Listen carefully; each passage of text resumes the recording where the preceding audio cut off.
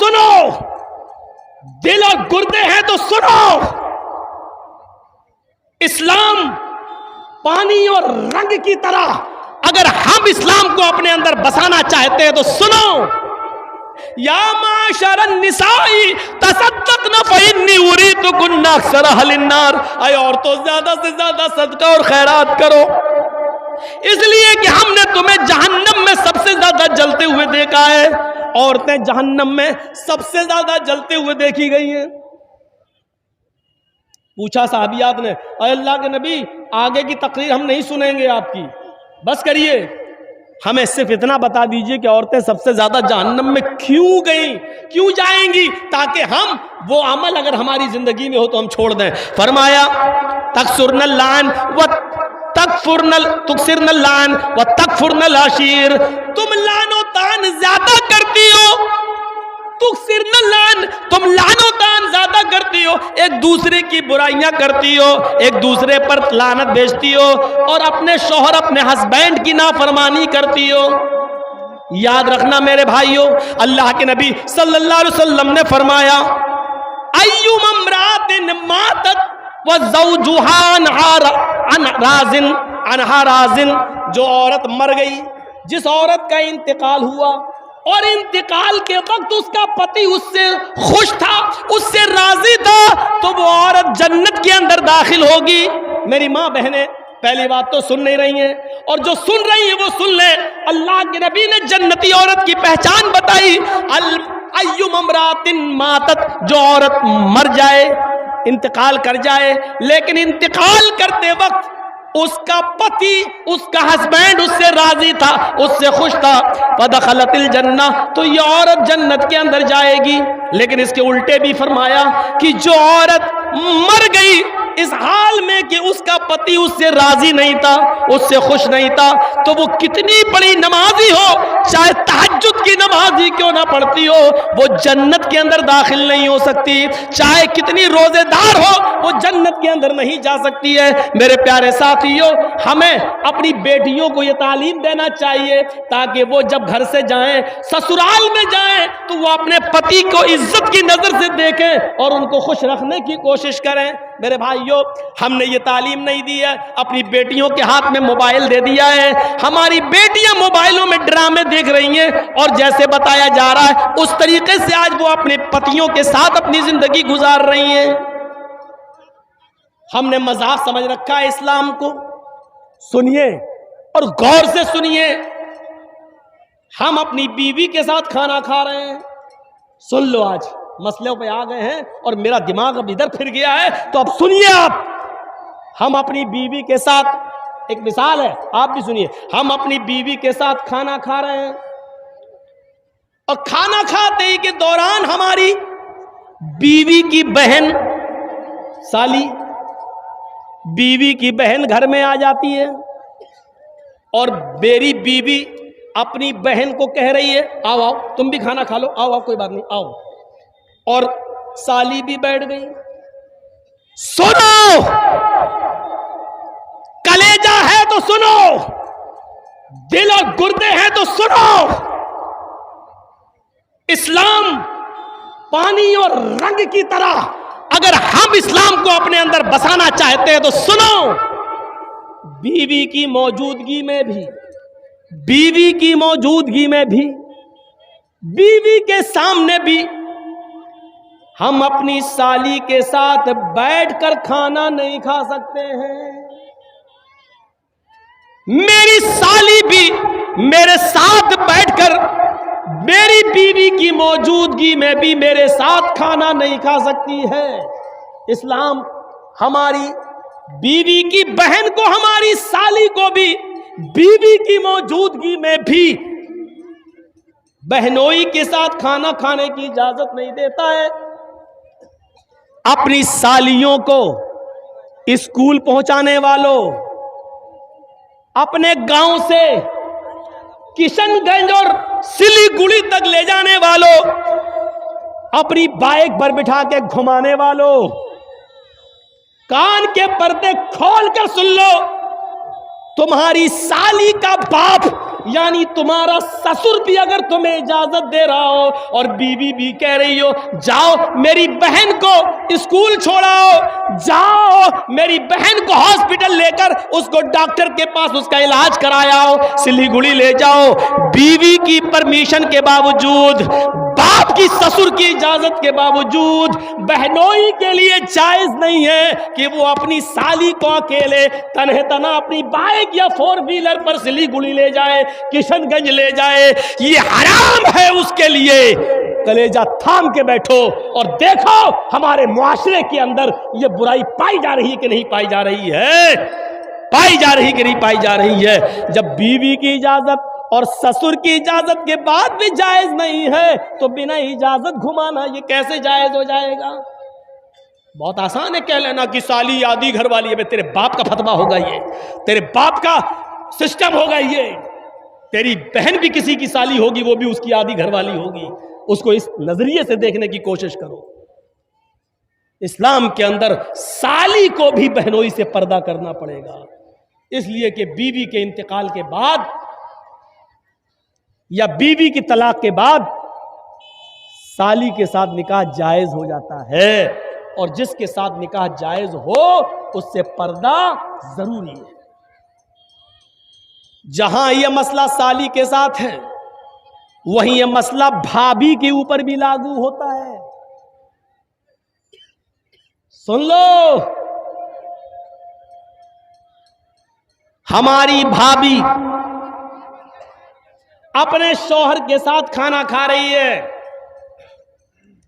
یا جرجیت صاحب کھانا کھا رہے ہیں اور جرجیت صاحب کے بھائی کی بیوی یعنی بھابھی ہمارے روم میں آ جاتی ہے اور ہمارا بھائی بھی وہیں بیٹھ کر میرے ساتھ کھانا کھا رہا ہے، اور بھائی نے کہہ دیا اپنی بیوی سے آؤ آؤ تم بھی کھانا کھا لو، کوئی بات نہیں دیور ہے تمہارے، بیٹھو۔ بھائی کی پرمیشن کے باوجود، شوہر کی اجازت کے باوجود بھابھی کے لیے دیور کے ساتھ کھانا کھانا جائز نہیں ہے۔ بھائی کی پرمیشن کے باوجود بھابھی کو اکیلے بائک پہ بٹھا کے کشن گنج اور دارجلنگ لے جانا، سلیگوڑی لے جانا جائز نہیں ہے۔ دلیل یہ ارائیت الحم یا رسول اللہ، ایک عورت نے سوال کیا اے اللہ کے نبی کیا میں دیور سے بھی پردہ کروں؟ دیور ہمارے گھر میں رہتا ہے، جوائنٹ فیملی ہے، آنا جانا لگا رہتا ہے، کیا میں دیور سے بھی پردہ کروں؟ تو اللہ کے نبی نے فرمایا ہاں، محلے کے دوسرے لوگوں سے کبھی کبھی بے پردگی ہو جائے چلے گا، محلے کے دوسرے لوگوں کے سامنے کبھی چہرہ کھل جائے چلے گا، الحم الموت، لیکن دیور سے ہر حال میں پردہ کرنا ہے، کیونکہ دیور تو موت ہے بھابھی کے لیے۔ یہ زبان ہماری نہیں ہے، ہماری زبان ضرور ہے لیکن الفاظ محمد رسول اللہ کے ہیں، حدیث جناب محمد رسول اللہ صلی اللہ علیہ وسلم کی ہے، الحم الموت، دیور بھابھی کے لیے موت ہے۔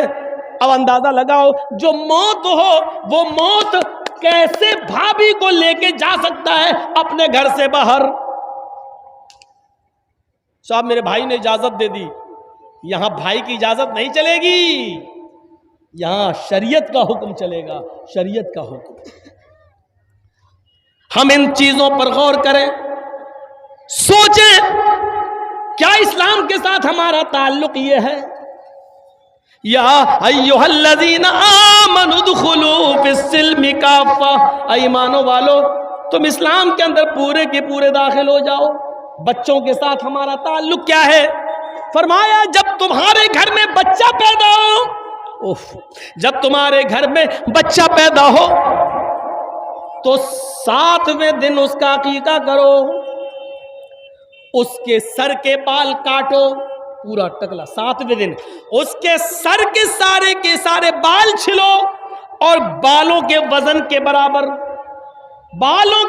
کے برابر چاندی غریبوں اور مسکینوں میں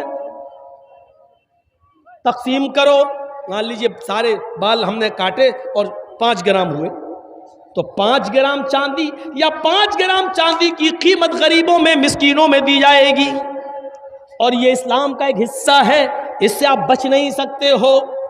7ویں دن اس کا اچھا نام رکھو، گڈو پپو نہیں،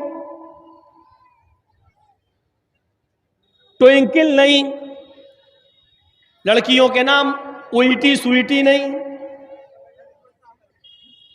اچھا نام رکھو، نام کا اثر پڑتا ہے، قیامت کے دن ناموں سے بلایا جائے گا۔ اچھا نام رکھو جس کا معنی اچھا ہو۔ جب 7واں دن ہو جائے تو اس کا عقیقہ کرو، اور مسئلہ یاد رکھنا، عقیقہ صرف 7ویں ہی دن ہے، 14ویں دن کی دلیل نہیں ہے، 21ویں دن کی دلیل صحیح نہیں ہے کہ 7ویں دن طاقت نہ ہو تو 14ویں دن کر لو، 14ویں دن نہ ہو تو 21ویں دن کر لو، نہیں، عقیقہ صرف 7ویں دن ہے، اور 7ویں دن کسی مجبوری کی وجہ سے اگر آپ نہیں کر سکے تو جب تمہیں موقع ملے، جب تمہارے پاس مجبوری ختم ہو جائے اس وقت کر لو۔ 7ویں دن نہیں کیا اور 8ویں دن مجبوری ختم ہو گئی تو 8ویں دن کر لو، 9ویں دن مجبوری ختم ہو گئی تو 9ویں دن کر لو۔ اب یہ نہیں کہ 7ویں دن نہیں کیا تو اب 14ویں دن کر لیں گے، نہیں، 14ویں دن کا انتظار نہیں کیا جائے گا، 14ویں دن بھی مجبوری رہی، 21ویں دن بھی رہی، تو جب تمہاری مجبوری ختم ہو جائے تب کر لو۔ اور جب تک اس بچے کا عقیقہ کر نہیں لیا جائے گا اس بچے کی دعا باپ کے حق میں قبول نہیں ہوگی۔ سمجھ رہے ہیں نا؟ رہن ہے، رہن بچہ گروی ہے، چاہے کتنی وہ بچہ دعا کرے باپ کے حق میں پھر قبول نہیں ہوگی، اگر عمدن قصدن جان بوجھ کر استطاعت کے باوجود آپ نے اس کا عقیقہ نہیں کیا تو یہ باپ کے اوپر ایک قرض ہے جب تک وہ اس کو ادا نہیں کرے گا۔ ہاں بچہ 20 سال کا ہو گیا، اب مجبوری ختم ہوئی ہے تو اب کر دو۔ باپ 20 سال تک اپنے بچے کا عقیقہ نہیں کر سکا مجبوری کی وجہ سے اور انتقال ہو گیا، تو بچہ خود کمانے لگے تو وہ اپنا عقیقہ خود بھی کر سکتا ہے، لیکن کرنا ہے اگر استطاعت ہو جائے تو کرو، کرنا ہے۔